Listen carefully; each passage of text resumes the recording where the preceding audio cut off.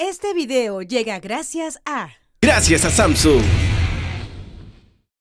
Después de haber hablado sobre aspectos jurídicos y políticos, conviene regresar a la ciencia y hemos invitado por eso al ingeniero agrónomo y forestal de la Universidad Agraria, Marc Durogiani, que es experto en temas ambientales y fundador de Pronaturaleza. Nos va a explicar qué es eso de Pronaturaleza, pero más urgente que nos explique antes qué está pasando con la prohibición que ha impuesto la Unión Europea para que a partir de un cierto momento no puedan entrar a los mercados de 27 países europeos exportaciones peruanas que vengan de zonas deforestadas después del año 20.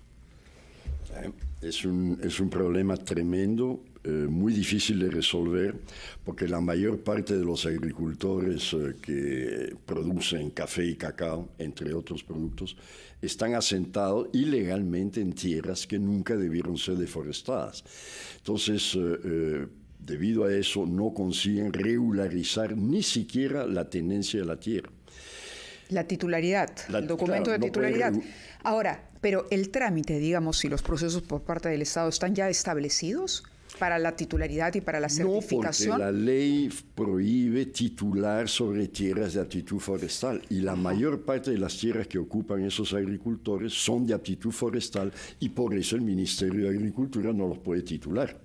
Entonces, realmente hay un tema ahí de regularización fundiaria a realizar y posiblemente modificar el texto de la ley para permitir eso. Solo que si se regulariza esa propiedad, debe al mismo tiempo asegurarse que no se deforeste ni una hectárea más.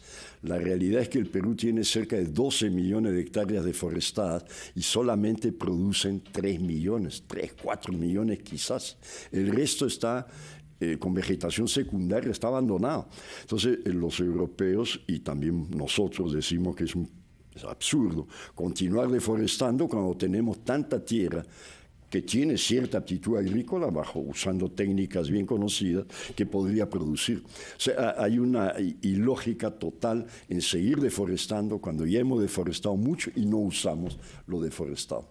Ahora, resolver eso implica cambios de política profundos y de ley, obviamente. ¿Cuáles cambios de política? Bueno, por ejemplo, lo que hay que admitir es que lo que ya está deforestado está y no va a volver a ser natural jamás, aunque se inviertan millones. Entonces, ese tipo de suelos debería ser otorgado en propiedad a los que la ocupan, pero con una condición nacional de no deforestar una hectárea más, porque si no los europeos van a continuar diciendo, oiga, no aceptamos los productos de ustedes. Porque la Unión Europea lo que ha hecho es establecer deforestado hasta finales del 2020. Es decir, no ha ido más atrás. Ha dicho 2020. Felizmente. Claro, digamos, es un rango de tiempo en el que se puede ir adecuando y el texto de la ley normativa que es necesaria debería repetir eso. Es decir, hasta 2020 quienes ya han deforestado, está bien, han hecho un crimen, han hecho algo ilegal, o lo han hecho porque no tenían otra alternativa, pero bien, se perdona eso y se invierte en ciencia y tecnología para que produzcan en esos suelos que no son muy buenos. Ahora, por eso se llaman de aptitud forestal, ¿no? ¿Qué efecto tuvo la pandemia y el retorno de muchísima gente de la ciudad, digamos, al campo en la deforestación o el incremento de la deforestación? Hubo bastante deforestación en ese periodo, pero no creo que eso no es el tema principal. No, yo lo sé, pero aprovechaba de preguntarles. Es la pobreza andina, pobreza andina que lanza cientos de miles de campesinos pobres a ocupar un bosque, un espacio que ellos no conocen. Es un ecosistema tan diferente del de la sierra que realmente no saben usar. Entonces han destruido lo que nunca debieron. O sea, la verdad es que la mayor parte de la agricultura amazónica es informal, es ilegal. Se instala sin tener ningún título sobre la tierra. Y eso es un fait accompli. Ahora hay que resolverlo. Un hecho consumado. Y eso es lo que ahora hay que resolver, ¿no?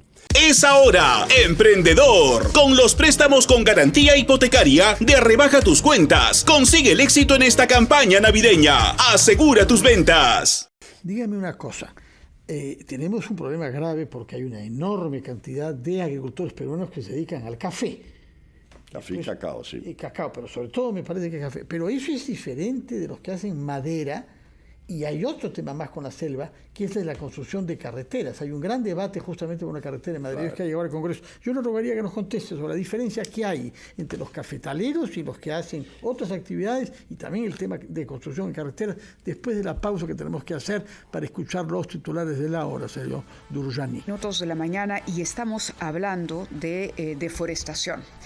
Y las cifras son impresionantes, las que nos daba nuestro invitado. 12 millones de hectáreas han sido deforestadas en la Amazonía. Esto es el 20%.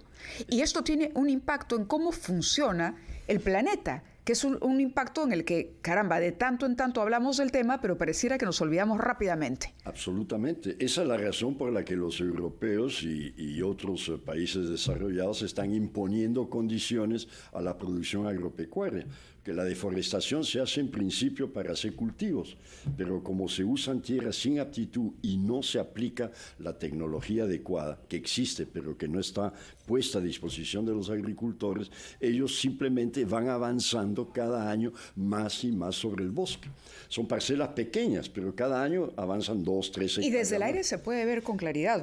Cuando uno hace un sobrevuelo, ve los cuadraditos de cómo, claro, se ha ido extendiendo esta área. Yo que soy viejo, de Huánuco a Tingomaría era selva, toda la bajada de Carpich era un solo bosque. Hoy día no hay un solo árbol, y si hay un árbol es eucalipto.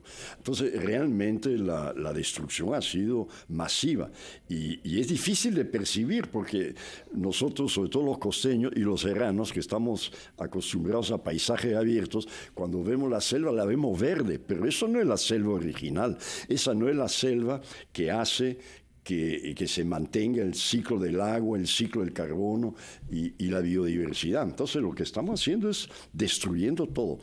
Y el problema, disculpe, solo para redondear eso, cuando se pasa del 20%, los científicos mejores del mundo han demostrado que se llega a un punto de no retorno. O sea, si se sigue destruyendo la Amazonía, ya va a ir degradándose y desecándose gradualmente hasta perder toda su capacidad biológica actual.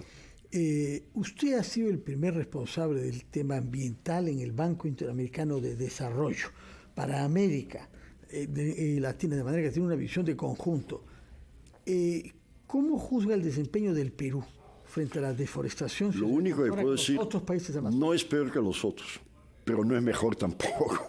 La destrucción de la Amazonía y de los bosques tropicales es un problema universal y es muy, muy difícil de ejecutar por la combinación de falta de equidad social que lanza poblaciones pobres sobre un ecosistema que no debería ser usado así, debería ser usado más bien para producción sostenida de madera, pero en realidad tampoco se hace eso bien, se extrae la madera destruyéndola. El famoso caso de Chihuahua en estos días es un buen ejemplo de destrucción tanto absurda de árboles que tienen 800.000 años para llegar al tamaño que tienen y se eliminan, se puede sacar algunos, pero no eliminarlos sobre miles y miles de hectáreas. Entonces, no ha habido hasta ahora, volviendo a la pregunta inicial, el Perú no está peor que los demás países. En algunos aspectos estamos mucho mejor. Por ejemplo, mejor que el Brasil. Yo vivo gran parte del año en Brasil, mi esposa es brasileña y he trabajado mucho allá. Creo que, por ejemplo, el sistema de áreas protegidas del Perú es mucho mejor que el brasileño, mucho mejor mantenido y mejor trabajado. Entonces sí, hay cosas en que hemos avanzado más, pero la parte del manejo agrario de la Amazonía y forestal es lo que está bastante... Fernando preguntaba antes de la pausa por el impacto de la tala ilegal y yo quisiera a eso añadir por dónde empezar, es decir, me imagino que en el banco han estudiado qué políticas hay que aplicar, por ejemplo, y qué empezar a hacer para, si no revertir, por lo menos ponerle un alto a la pérdida de bosque que estamos presenciando en este momento. Bueno, el Banco Interamericano, igual que el Banco Mundial y los demás bancos internacionales, han hecho un gran esfuerzo para no abrir carreteras sin planes de desarrollo paralelos a la carretera. Entonces, pero no se está respetando, en Madre de Dios. No, en Madre de Dios no se hizo. Lamentablemente en Madre de Dios se hizo la famosa carretera pero ahora interoceánica. Hay un debate, ahora varios parlamentarios que están objetando la construcción de una carretera ahí, ¿no? Y con mucha razón, porque esa carretera de la que se está hablando en este momento es una que pasa prácticamente en el límite del Parque Nacional del Manu, que es la mayor joya que tenemos. Acabo de decir que lo mejor que hizo el Perú fueron sus áreas protegidas, y sin embargo ahora estamos planteando una carretera que amenaza al Parque Nacional del Manu, que es el más importante que tiene el país y que es base de su ecoturismo, una de las bases de su ecoturismo. Entonces hacemos las cosas un poco, avanzamos en una y retrocedemos en la otra, ¿no? Puesto que usted nos dice que vive parte del año en Brasil, ¿es verdad que hay zonas de lo que fue la selva brasileña que ahora tienen que procurarse agua con camiones? Absolutamente. ¿En la zona donde hay la mayor cantidad de agua dulce del mundo? Yo veo la Globo todos los días, la veo aquí porque mi esposa, repito, es brasileña. Está ahí, en este momento hay una crisis hídrica en Manaus. ¿En Manaus? En Manaus, porque además como hay una seca profunda, tampoco llueve, entonces no llega agua por el río Amazonas y tampoco llueve, se han producido incendios gigantescos. Pero eso es ahora. De aquí a pocos meses, en Manaus van a estar con el agua encima de los techos.